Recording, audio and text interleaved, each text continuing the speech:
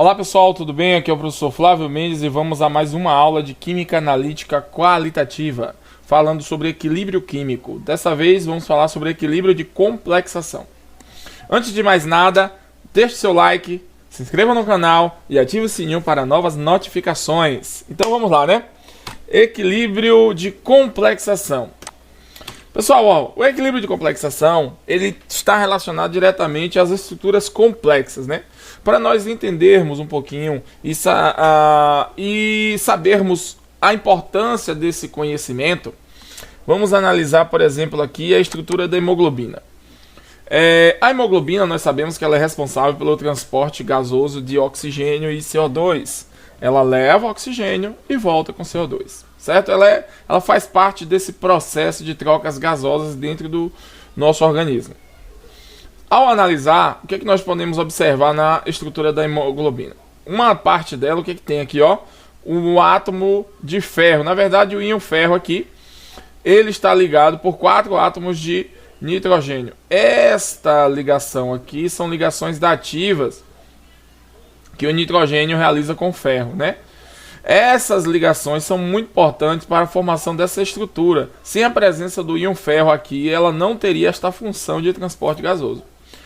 É importantíssimo entender que a estrutura complexa, na verdade, ela não tem um conceito específico.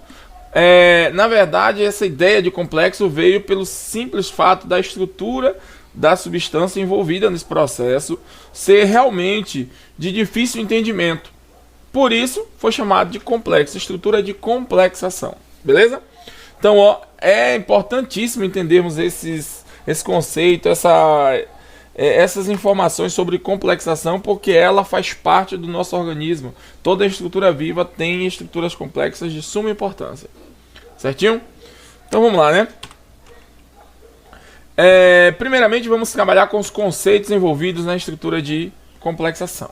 Vamos relembrar um pouquinho aqui da teoria de Lewis, né? Teoria de Lewis, lá de ácido e base, o que é que ele diz? Toda base é uma doadora de par de elétron, todo ácido é um receptor de par de elétron. Na verdade, a espécie que doa o par de elétron, ele é considerado como uma base de Lewis. Toda espécie que recebe um par de elétron é considerado como um ácido de Lewis. É por isso que, ao analisar essa estrutura, essa pequena reação aqui, ó, do tricloreto de alumínio ou cloreto de alumínio simplesmente com o dimetiléter, o que é que nós podemos observar? A presença do par de elétron disponível no oxigênio permite uma doação, né, através de uma ligação dativa, e essa ligação dativa permite o preenchimento de um dos orbitais vazios do alumínio. Essa doação e essa recepção do par de elétron vai montar uma estrutura, vai sintetizar uma estrutura diferente, que é a união das duas. Essa estrutura agora aqui foi formada através desta ligação dativa, que foi doado um par de elétrons pela base de Lewis, e o alumínio, que é o ácido de Lewis, recebeu esse par de elétrons. Observe que precisam existir duas espécies, uma com deficiência de par de elétrons e outra com par de elétrons disponíveis. Não vamos colocar muito como deficiência de par de elétrons, porque em alguns casos eles já completam o octeto, mas ainda recebem par de elétrons, certinho? Então eles fogem da regra do octeto. Vamos colocar que tem um orbital vazio, porque nós vamos trabalhar principalmente com metais. Então esses orbitais vazios são os responsáveis por receber esse par de elétrons. Certinho? Em outros casos também, o boro, por exemplo, ele possui um orbital vazio. Não é à toa que a valência do boro é 6. Ele só tem 6 pares de elétrons, 6 elétrons na sua valência. Ou seja, 3 pares de elétrons. Pode receber mais 2, formando assim o octeto. Por isso que ele forma estruturas complexas com compostos de nitrogênio, por exemplo. Beleza? Então, ó, basicamente esse conceito é de suma importância para o entendimento das reações de complexação. O que é que acontece? Nós temos aí uma espécie que está deficiente em elétrons, ou melhor dizer, tem orbitais vazios, e uma espécie que tem par de elétrons disponíveis. Então um vai doar o par de elétrons, o outro vai receber. Vamos pegar outros conceitos importantes. Compostos de coordenação. O que vem a ser então um composto de coordenação? Vamos fazer uma pequena explanação aqui desse conceito que é de suma importância para entender o equilíbrio como um todo. são compostos formados por espécies em que um íon central, observe, como eu falei com vocês, vamos trabalhar principalmente com metais. Então, os íons metálicos são considerados como os íons centrais. Eles são chamados de ácidos de Lewis. Por quê? Porque são os receptores do par de elétron. Certinho? Eles estão rodeados por um conjunto de ligantes. O que são ligantes? São aquelas espécies que vão doar o par de elétron, ou seja, as bases de Lewis. Certo? Podendo ser um íon ou pode ser uma molécula ou uma espécie com par de elétron disponível. O importante é que eles possuam par de elétrons disponíveis. Por isso que este compartilhamento de par de elétron é realizado através de uma ligação dativa, certo? E esse compartilhamento é uma relação ácido e base de Lewis. Uma base doa o par de elétron, um ácido recebe o par de elétron. Temos um exemplo aqui, ó, a prata, né? O íon prata, que é o Ag+, vai se ligar a duas moléculas de amônia. Lembrando que em uma das aulas anteriores, falando do equilíbrio de precipitação, nós vimos que em alguns casos o excesso de uma espécie pode provocar a formação de um íon complexo, certo? É o que eu falei, inclusive, do reagente de Tollens. O hidróxido de prata, né? O hidróxido de prata, ele é insolúvel, forma um precipitado cinza escuro. Ao adicionar excesso de hidróxido de amônio, você vai aumentar a basicidade, certo? Porém, vai existir em solução um excesso de amônia. Essa amônia tem pares de elétrons disponíveis. Esse excesso de amônia vai reagir com o íon prata, formando uma estrutura complexa, que neste caso é o íon diaminoprata ou diaminprata. Aí vamos ter as nomenclaturas diversas. Então essa estrutura aqui é um íon complexo, porque agora, ó, observe que a prata recebeu dois pares de elétrons de duas moléculas de amônia. Agora a estrutura toda é um íon complexo. Essa estrutura toda está com a carga positiva e não mais a prata.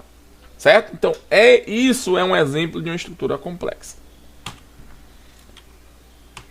Ligantes. O que vem a ser ligantes? Ligantes é a parte mais importante para o entendimento da reação de complexação. Ligantes são as espécies que possuem um par de elétrons disponíveis, ou seja, são as bases de íons neste processo. É importante entender que os ligantes eles podem ser classificados de acordo com o número de par de elétrons disponíveis para esse tipo de ligação, certo? Então observe bem que esses compostos ou essas estruturas, essas espécies ligantes precisam ter par de elétrons. E quanto maior o número de par de elétrons nessa estrutura, maior o sítio de ligação com o íon metálico. Esses compostos podem ser, ou essas espécies podem ser inorgânicas ou orgânicas. Beleza?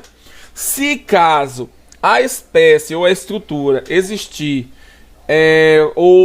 possuir apenas um par de elétrons disponível para esse tipo de ligação, é chamado de monodentado, ou seja, apenas um sítio de ligação. Isso nós temos como exemplo a amônia, a água. Ah, mas a água tem dois pares de elétrons no oxigênio. Sim, mas a água só tem um sítio de ligação.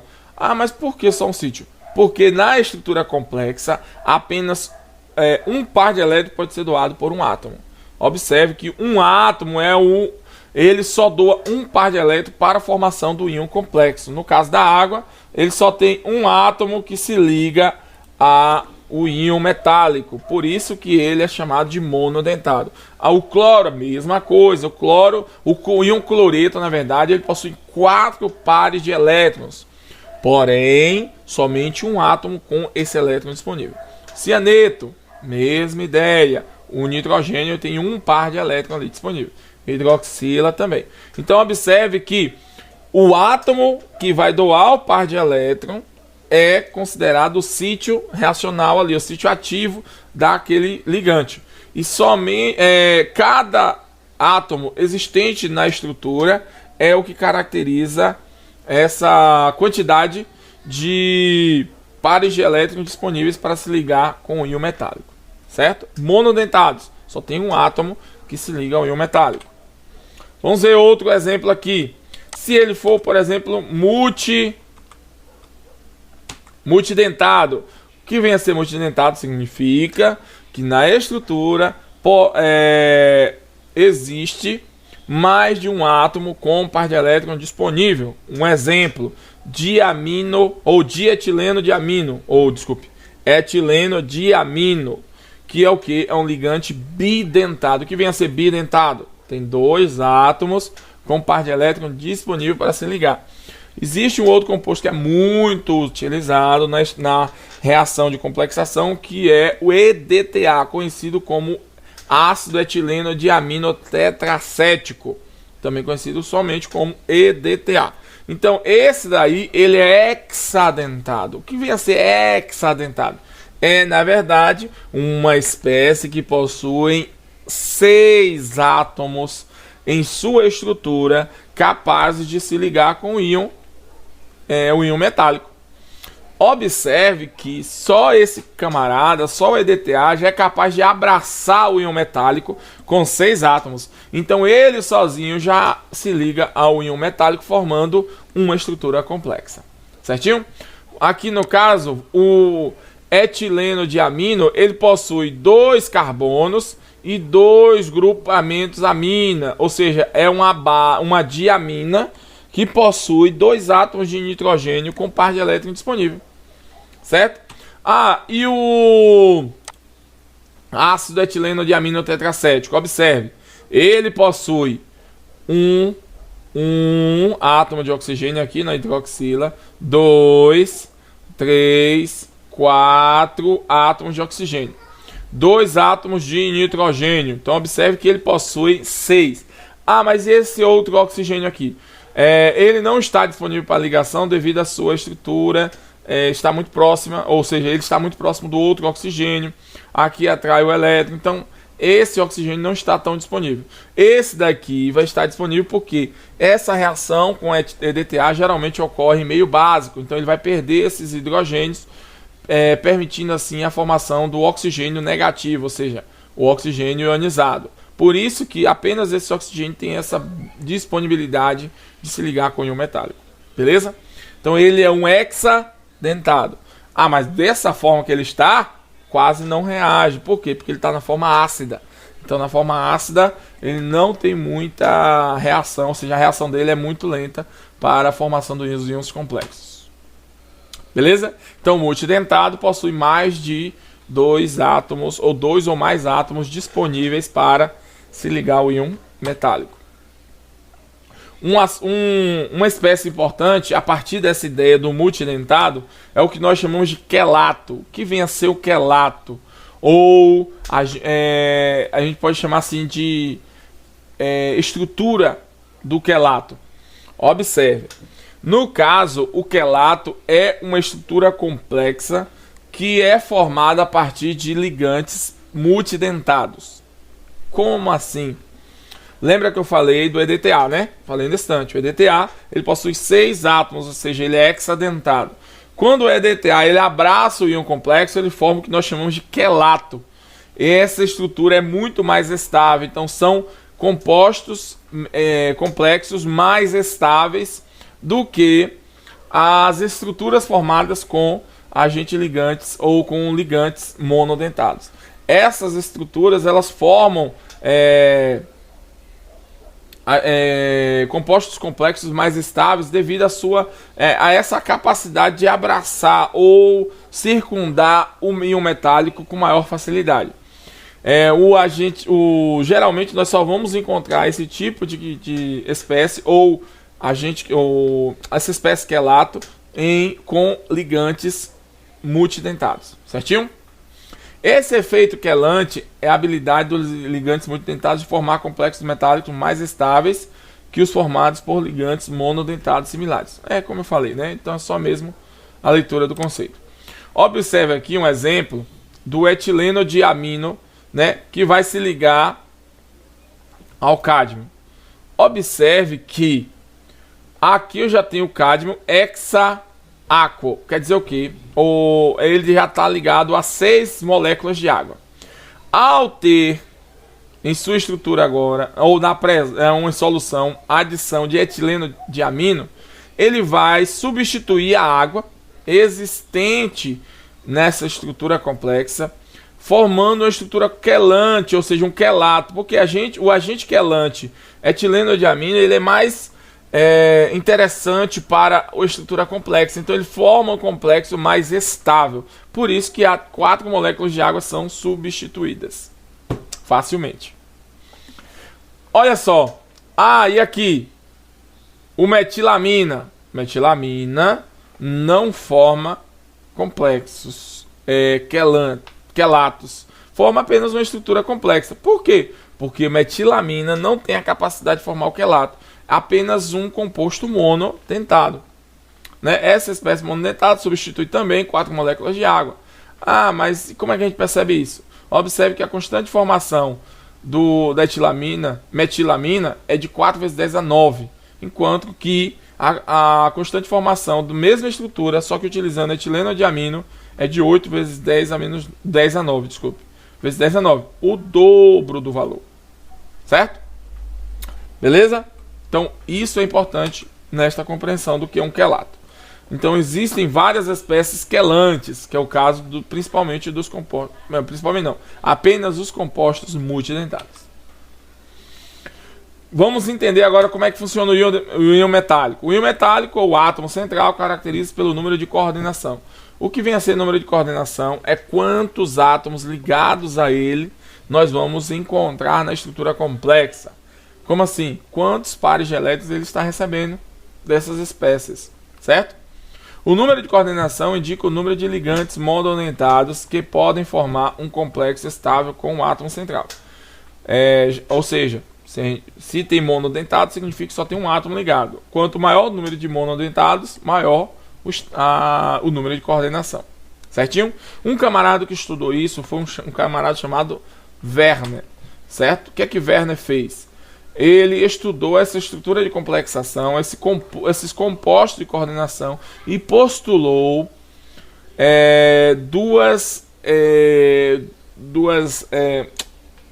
dois entendimentos dessa estrutura complexa, que foi a valência primária e a valência secundária. O que vem a ser valência primária? É, na verdade, aquela que obedece à regra de oxidação. Como assim? O átomo de prata, por exemplo, é chamado de valência primária. Há apenas a perda de um elétron. Então, Ag+, a valência primária do prata é mais 1. Ou seja, apenas um elétron perdido. Já a valência secundária é a quantidade de átomos ligados a ele. A prata, quem é? No caso, no complexo de amino-prata, tem 2 átomos de nitrogênio. Então, a valência secundária dele é 2. Certinho? Um exemplo aqui, né, dessa esfera de coordenação da valência primária e da valência secundária. Como eu falei, prata mais 1 é a valência primária. E a secundária, valência 2, porque 2 átomos estão ligados à prata. Certo? Vamos pegar outro exemplo aqui. Espécies formadas como resultado da coordenação podem ser eletricamente positivas, neutras ou negativas. Observe que a valência primária é o que vai determinar a carga no final, certo? Mas e se os ligantes tiverem carga? Aí também os ligantes vão interferir na carga, beleza? Quando a valência primária do íon metálico, vamos supor, a prata mais 1, essa espécie está ligada apenas a compostos monodentados neutros, então a carga dele vai ser a carga do íon. Porém, se você tiver um agente ligante que ele possui carga também, como exemplo o cloreto, que tem carga -1, ela vai interferir na carga final. Então a carga final vai ser o balanço dessas cargas. A carga do íon complexo, que é a carga primária, a valência primária, e a carga do ligante. Somando todas as cargas positivas e negativas, assim fazendo essa diferença, nós vamos ter a espécie complexa com a carga correspondente do resultado final. Vamos pegar a ideia disso aqui. Aqui, ó. Pega aqui, cobre, 2+, vai se ligar a 4 moléculas de amônio. Vamos pegar o que? O tetraamino-cúprico. Ou tetraamino-cobre. Na verdade a gente chama de cúprico, mesmo por causa da carga 2+. Se fosse C+, ou Cu+, seria cuproso. No caso aqui, ó, esse complexo aqui, ele é um complexo com 4 átomos ligados ao cobre. Então ele tem número de coordenação 4. Podemos dizer que a esfera de coordenação do cobre aqui é 4. E a carga do íon complexo é +2. Então, se caso agora a gente analisar outra estrutura. Por exemplo, aqui o cobre 2+, se ligando ao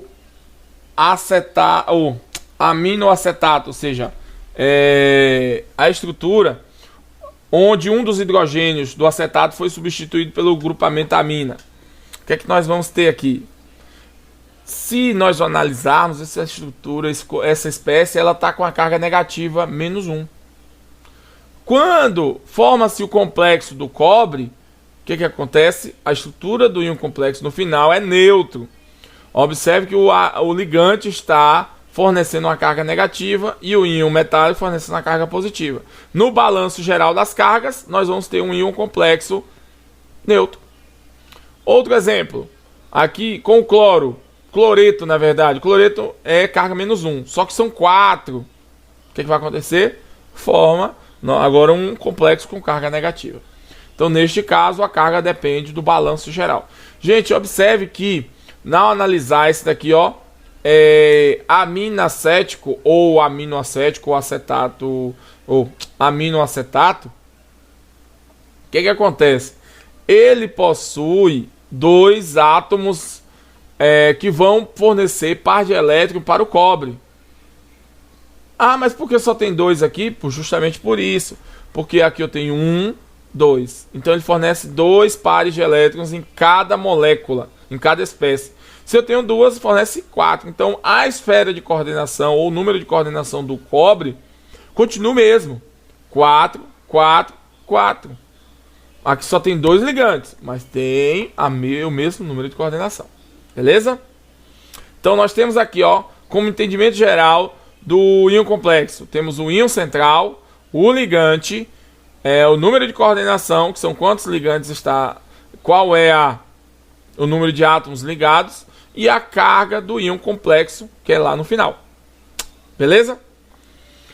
Aqui outro exemplo. Nós temos aqui o cobalto, 6 moléculas de amônio e um átomo de cloro ligado. O que acontece?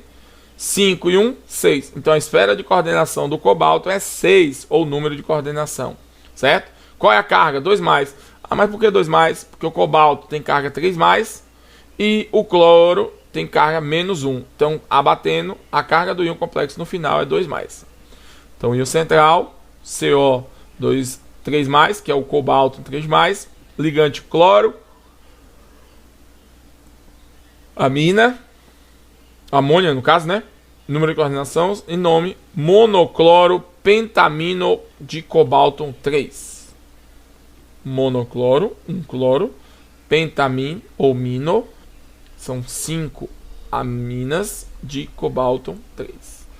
Observe que o 3 precisa existir porque a carga do cobalto, principalmente porque o cobalto é um elemento de transição. E qual é o nome do de cá? Tetraaco de cobre 2. Tetraaco, ou seja, 4 moléculas de água. Beleza, gente? Então aqui é um exemplo da carga final de um íon complexo. Lembrando que tudo isso aqui está relacionado aos ligantes. Depende do ligante. Beleza? Vamos voltar aqui agora. Aí a gente tem um resumo aqui. Número de coordenação de alguns íons, né? Um resumo de alguns íons importantes que nós vamos utilizar talvez até muito nesse curso, né? Na verdade, vamos utilizar principalmente ferro, outros espécies, zinco, assim sucessivamente, na determinação.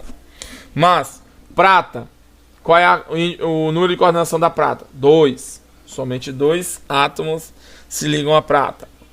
O cobre ele pode aparecer com 2, número de coordenação 2 e número de coordenação 4. Isso para o cobre mais 1 e para o ouro mais 1, certo?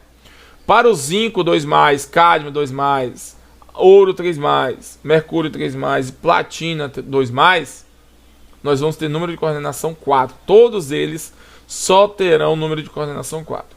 Já o cálcio, ferro 2+, 3+, e outros elementos como a platina 4+, assim sucessivamente, nós vamos ter número de coordenação de 4 a 6.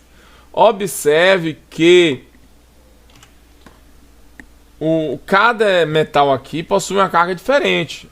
Cada um tem a sua carga. O ferro, por exemplo, ele apresenta assim 2 cargas diferentes, ou seja, 2 estados de oxidação.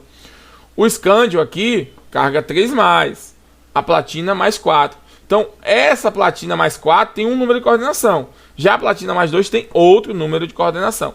Então, gente, a depender da carga do íon, nós vamos ter números de coordenações diferentes. Aqui, ó, monodentado ligado a um íon metálico com número de coordenação 6. Certo? Aí, no caso aqui, observe que ele tem 6 átomos. Qual é a geometria? Observe que aqui forma uma pirâmide de base quadrada em cima e uma pirâmide de base quadrada embaixo. Chamamos de bipirâmide de base quadrada ou de duas pirâmides de base quadrada, que na verdade nós chamamos apenas de octaedro mesmo, certo? Esse daqui, bidentado. Observe que o bidentado, 2 átomos da mesma espécie estão ligados ao íon metálico. Tridentado, 3 átomos da mesma espécie. Tetradentado, são 4 átomos da mesma espécie. E se for hexadentado, 6 átomos, certo? Então, é assim que nós analisamos o número de coordenação e o número de ligantes ao íon metálico, certinho?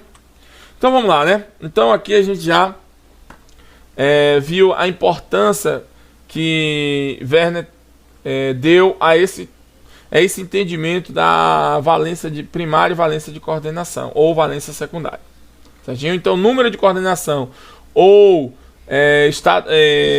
esfera de coordenação é o mesmo princípio, mesmo entendimento. Vamos lá, né? Então, falando agora um pouco mais dentro de equilíbrio de complexação. Vamos falar agora do próprio equilíbrio em si. Como é que funciona esse equilíbrio? Gente, então, o equilíbrio nada mais é do que uma reação reversível. Nós já vimos isso, né? Na verdade, não podemos nem dizer como reação reversível. São 2 reações acontecendo ao mesmo tempo. Uma reação de formação e uma reação de decomposição. Nós vimos lá em ácidos e bases que existe a reação de ionização do ácido, ou mesmo de ionização da base, ou dissociação. É onde nós analisamos o Ka ou o Kb, certo? Só que no equilíbrio de complexação, nós não vamos analisar essa constante de decomposição ou de ionização ou dissociação do íon complexo. Na verdade, nós analisamos a reação de formação do íon complexo.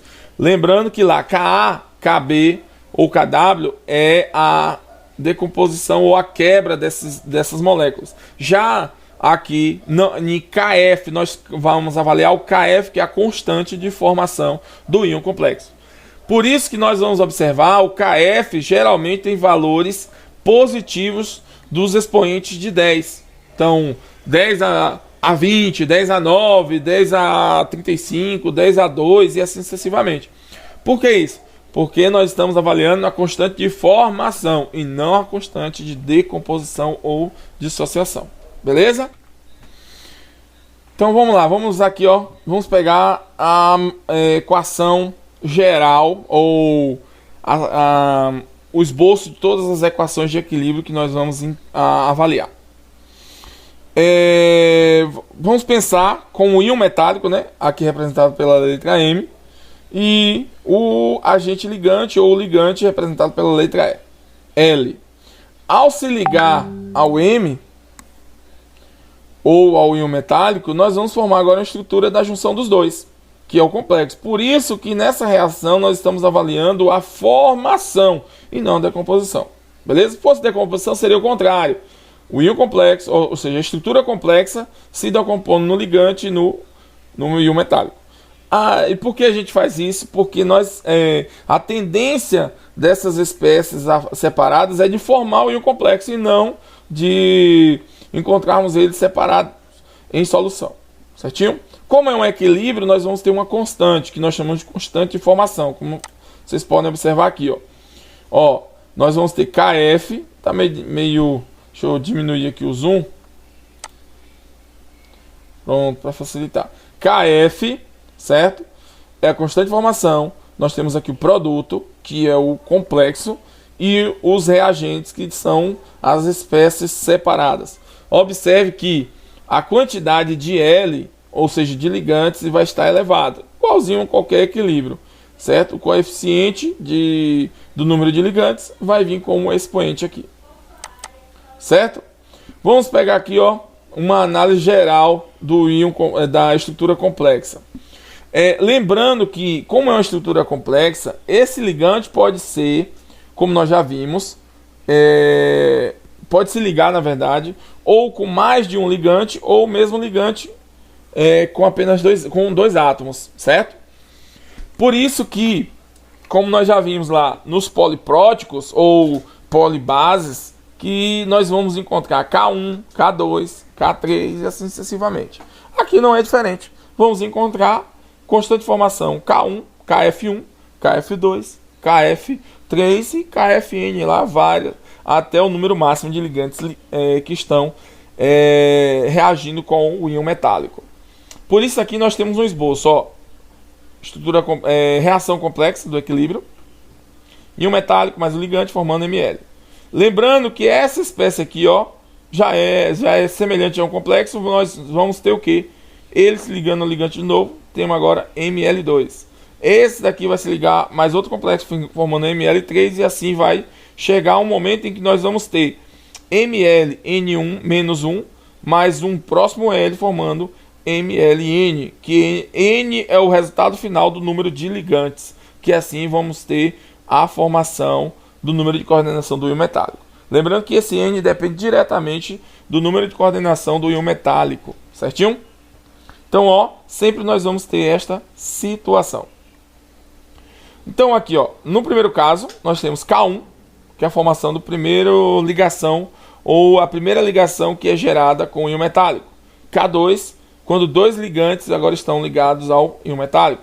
E Kn, quando temos o número total de coordenação ligados ao íon metálico. Beleza, gente?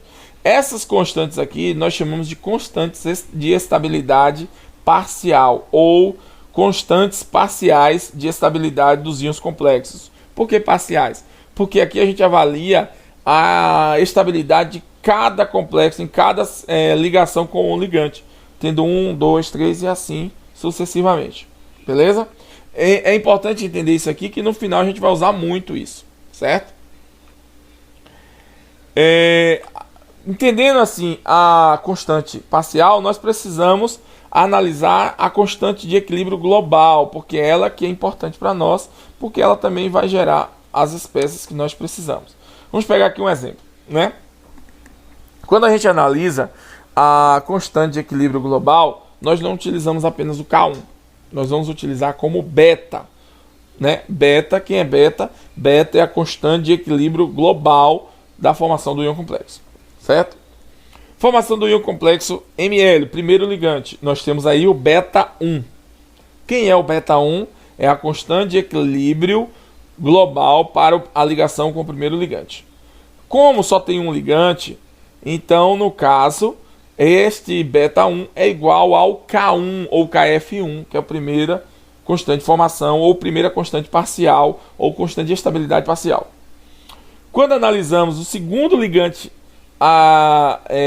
se ligando ao metal, parece até redundante, mas é isso mesmo. O segundo ligante, ou segundo agente ligante, formando o complexo, o que é que nós vamos observar? Nós vamos ter o que? M ligado a dois ligantes, nós vamos ter estrutura com dois ligantes agora, reagente, resultado final disso, nós vamos ter o beta 2. Por que 2? Porque 2 ligantes. Ó, beta 2, Ml2. Aí aqui já tem L elevado ao quadrado. Observe que os números são os mesmos. Ah, mas e quem é isso aqui? Na verdade, é K1 vezes K2. Como assim K1 vezes K2? Vamos voltar aqui. Vamos voltar um pouquinho. Olha só, ó. Se eu pegar... Quem é aquela lá, ó? Não é essa estrutura aqui? ML2, certo? Só que, inicialmente, eu não tenho ML e L. Nós temos M e L no final. Se eu pegar K1 e multiplicar por K2, o que acontece? Essa estrutura vezes essa, ó, ML está em cima, ML está embaixo. Eu corto. Então, o que nós vamos ter como resultado? ML2 em cima, M vai sobrar e L vezes L, que vai dar L ao quadrado. Por isso que beta 1 é igual a K1 e beta 2 é igual a K1 vezes K2. Certinho? Ah, se K1 vezes K2 é beta 2, então significa que beta N lá no final vai ser K1 vezes K2 vezes K3 até Kn. Porque no final eu vou ter o quê? A constante de equilíbrio global para o número total de coordenação. Legal? Então isso aí é o que nós chamamos de equação parcial ou constante de equilíbrio global da formação do íon complexo. Então temos aqui formação desse complexo e deste complexo aqui. Outra informação importante é o que nós chamamos de grau de formação. Mas antes de falar de grau de formação, né, só para a gente lembrar aqui as deduções, como eu falei com vocês, né, existem algumas deduções importantes que a gente pode chegar aqui, ó. Olha só.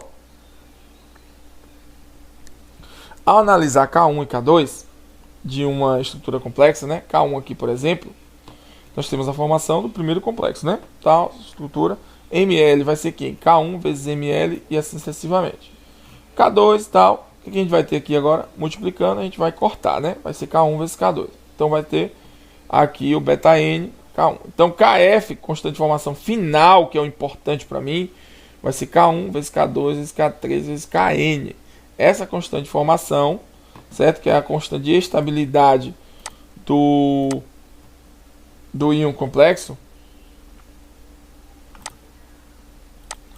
Ela depende diretamente... Pronto, agora sumiu. Das constantes parciais, certo? Aí vem um detalhe, ó, a constante de estabilidade é igual a 1 sobre constante de dissociação, que é o inverso, né? Como já falamos, que isso aqui é o inverso da constante de ionização de ácido de base. Diferente lá que nós encontramos aqui, na verdade, a constante de formação. Beleza? Então vamos lá, né? Outra coisa importante, como eu falei com vocês, é o grau de formação. O que vem a ser esse grau de formação? É um parâmetro que permite avaliar a proporção relativa das diversas espécies formadas no equilíbrio de complexação. Olha só, é o parâmetro que permite avaliar a proporção relativa das diversas espécies formadas no equilíbrio de complexação. Como assim? Quanto de cada uma das espécies daquela solução que forma o equilíbrio de complexação existe. Qual a concentração de cada espécie? Vamos pensar como é que ela funciona. Primeiramente, é isso aqui, ó. Alfa N, que é o alfa total, o alfa do equilíbrio final, da espécie final do complexo, alfa N é igual a MLN, N aí é o número total de coordenação, sobre Cm. Ah, mas quem é Cm? Cm é a concentração analítica do íon metálico, porque ela é a concentração inicial total desse íon metálico, certo? Então, essa é a formação geral. Então, vamos lá. Então, e parcialmente, como é que fica? Simples, olha lá, ó. Vamos pensar agora, fazer o balanço de massa, tanto do metal como do ligante. Quem é a concentração analítica do metal ou do íon metálico? É a concentração de todas as espécies em que o metal está presente ou está se apresentando em solução. Nós temos ele puro, ele no primeiro ligante, segundo ligante, com 3 ligantes, com 4 e assim com N ligantes. Qual a concentração do número de ligantes? Ligante livre, ligantes no primeiro metal, a 2 vezes a concentração da quantidade de ligantes no íon metálico quando for 2, e até N vezes a concentração do complexo no final. Ah, mas por que isso? Porque cada espécie está contribuindo, essa daqui, por exemplo, está contribuindo com 2 ligantes, essa de cá com N ligantes. Se fosse 3, seriam vezes 3. Então, diferente do íon metálico, nós vamos encontrar isso aqui para os ligantes, com esses coeficientes de acordo com o número de ligantes, mas o íon metálico geralmente não aparece, a não ser que ele seja mais de um metal presente no estrutura complexa. Vamos lá, né? Então, quem é alfa zero? Alfa zero é concentração do metal livre sobre a concentração analítica. No caso, a concentração do metal é igual a alfa zero vezes a concentração analítica do metal. Alfa 1, concentração do primeiro ligante sobre a concentração analítica. Então, vai ser o quê? ml igual a A1cm. Beleza? E assim vai. Então, quem é alfa N? Alfa N é a concentração do complexo final total, certo? Sobre a concentração analítica do metal, que é a mesma coisa o quê? Concentração do complexo é igual a alfa N vezes concentração analítica do metal. Olha que legal, tá vendo aí?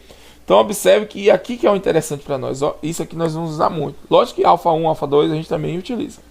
Então o que é que nós temos aí? Então, deduzindo isso, nós vamos ter aqui, ó, nas constantes parciais, nós vamos ter, primeiro, K1. Quem é K1? ml sobre m vezes L, certo? Lembrando, quem é ml? Alfa 1 vezes concentração analítica. Quem é m? M alfa 0 vezes concentração analítica do metal. Quem é L? Né, a gente ainda não está utilizando esse L, ainda só está utilizando com o íon metálico, beleza? Então vamos lá, ó. Então L é a concentração do ligante normal. Então a gente observe que aqui agora eu substitui por alfa. Ah, e se eu pegar agora, olha só, presta atenção. Se eu pegar agora o K1 vezes isso aqui tudo embaixo, o que é que nós vamos ter? Observe que, antes de mais nada, eu tenho Cm em cima, Cm embaixo. Eu posso cortar, vai sobrar alfa 1 e alfa 0 vezes a concentração do ligante. Multiplicando isso por K1, nós vamos ter que alfa 1 é igual a alfa 0 vezes K1 vezes a concentração do ligante. Ah, e se eu fizer a mesma coisa com K2? Isso aí, a mesma maneira. Então, alfa 2 é igual a alfa 1 vezes K2 vezes a concentração do ligante. Ah, e se eu fizer agora com K3? Mesma coisa. Só que tem um detalhe, gente. Olha só. Quem é alfa 1? Alfa 0 vezes K1. Beleza? Então, substituindo, vai ter o quê? Alfa 0 vezes K1. Ah, entendi. Quem é K2? K2 quem é? Quem é alfa 2, desculpe. Quem é alfa 2? É alfa 1 vezes K2 vezes concentração de L. Olha, se a gente for deduzir aqui agora, ó, o que acontece? L vai recebendo um expoentezinho aqui, ó. E esse expoente corresponde exatamente ao alfa que nós estamos trabalhando. Se for alfa 3, expoente 3. Se for alfa 2, expoente 2. Então, alfa N vai ser, na verdade, alfa 0 vezes K1 vezes K2 vezes K3 vezes Kn vezes concentração do ligante elevado a N. Olha só que legal.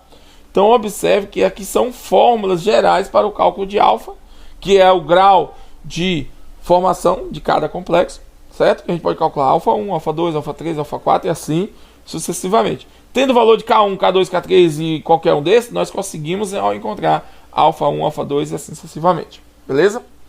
Então, a constante de estabilidade global, a gente pode ter o quê? Alfa 1 sendo igual a beta 1 vezes alfa 0 vezes o ligante. Ah, mas por que beta 1? Lembrando, ó, alfa 1, alfa 0 vezes K1. Quem é K1 é igual a beta 1. Se eu substituir agora alfa 2, vai ser beta 2, não é isso? Mas quem é beta 2? Lembra lá? K1 vezes K2. Então, eu posso substituir K1 vezes K2 vezes K3 vezes Kn por beta N. Simples assim. Que legal, né? Massa, né? Então, beleza. Considerando agora, ó, que coisa importantíssima. Considerando que a soma dos graus de formação, somado todos esses graus, como ele é em percentual, ele vai dar igual a 100%, não é isso? Que corresponde a 1. Então, esses alfas somados tem que dar 1. Se eu pensar agora nessa análise e substituir lá na combinação, o que nós vamos ter? Alfa 0 mais alfa 1 mais alfa 2 mais alfa 3 mais alfa n tem que ser tudo igual a 1. Quem é alfa 0? Beleza, alfa 0.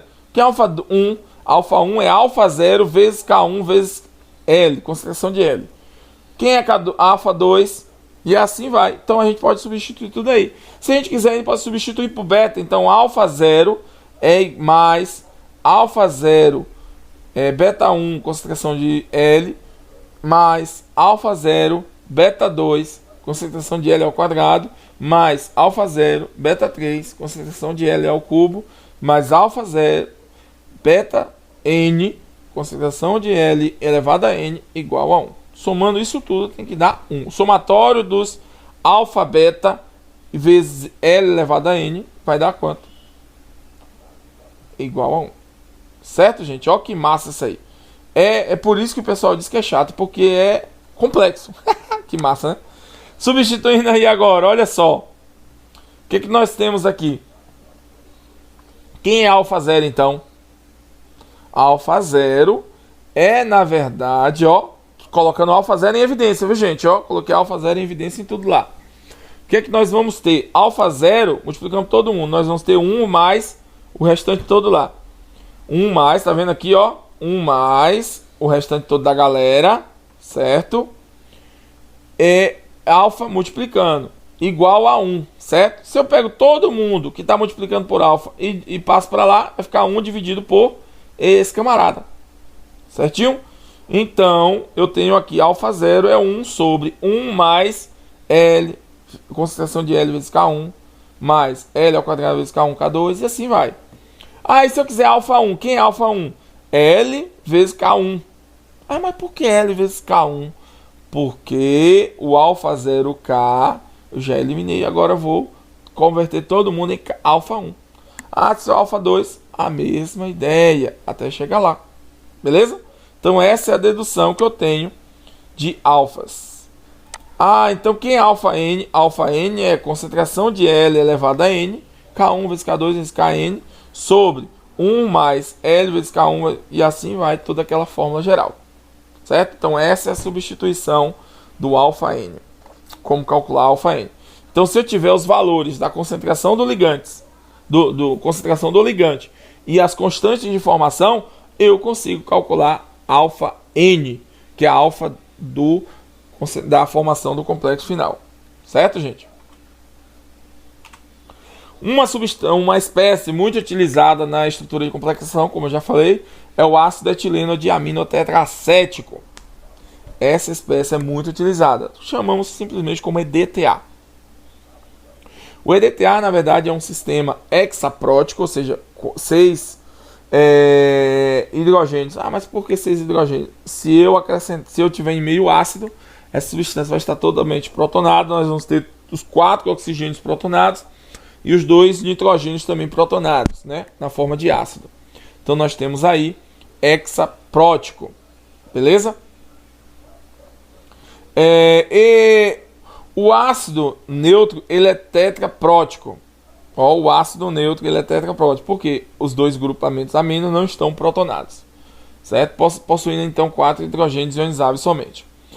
Nós vamos trabalhar principalmente com EDTA tetraprótico, né? Quase, alguns não vão ser hexa, mas principalmente no H4Y, né? Substituindo toda a estrutura do EDTA como Y. Então H4Y. Nós vamos utilizar essa expressão para o EDTA porque são 4 hidrogênios ionizáveis. Vamos pensar ele aqui, ó, hexaprótico, se tiver em meio ácido. Então vai ter o que? pK1, pK2, pK3, pK4, pK5, pK6, ou seja, 6 hidrogênios ionizáveis. Beleza? Observe que o primeiro hidrogênio é muito forte, né? Ó, pK0, pK2 é 1,5. Vai aumentando até chegar em pK6, que é 10,37. Certinho? Beleza. Então, o que é que nós vamos ter aí agora, ó? Vamos pensar aqui agora. Então, o EDTA, o alfa dele vai ser alfa Y4-, que é a concentração de Y4- sobre a concentração analítica de EDTA. Certo? Essa é o cálculo final que nós temos do grau de formação desse ligante. Vamos pensar aqui agora, ó, como é que ele trabalha com o balanço de massa dessas espécies. Então, o EDTA analítico, ele é com o EDTA perdendo o primeiro hidrogênio, perdendo, ou seja, carga 2+, carga mais 1, H4, certo? Ó, H4, H3, H2, H e Y4-. Observe que aqui é quando ele recebeu 2 hidrogênios, meio ácido. Perdeu o primeiro hidrogênio, só que aqui na verdade aqui é 6, gente, ó. Aqui tá 5, mas é 6, beleza? Por isso que às vezes vocês podem confundir, mas é 6 aqui foi erro de digitação. Então, ó, nesse caso aqui nós vamos ter H6, Y2+, H5, Y+, H4, Y, H3, Y-, H2, Y2-, HY3- e Y4-. Certinho? Isso aqui são todas as espécies que se apresentam no EDTA. Certo? Isso é EDTA livre em solução. Lembrando, né, que ele não está na forma de complexo. Aqui a gente tem o alfa dele, né? O alfa de todas as espécies. Lembrando que isso aqui estamos falando de ácido ainda. E aqui nós vamos ter aquele mesmo cálculo, lembra? Mesma ideia do alfa lá dos ácidos. Nós vamos ter aqui, ó, o alfa 4-, então é K1 vezes até K6, hidrogênio elevado a 6, K1 vezes hidrogênio elevado a 5, até chegar em K6 aqui. Certo? Tendo então que o pH, nós tendo aí, apresentando, no caso, num determinado cálculo, que nós vamos ter o pH, o valor de cada constante de ionização, que já foi dado aqui em cima, ó. Aqui em cima, cada constante de ionização, nós vamos ter a espécie predominante em solução. E podemos assim calcular o alfa Y4-. Beleza?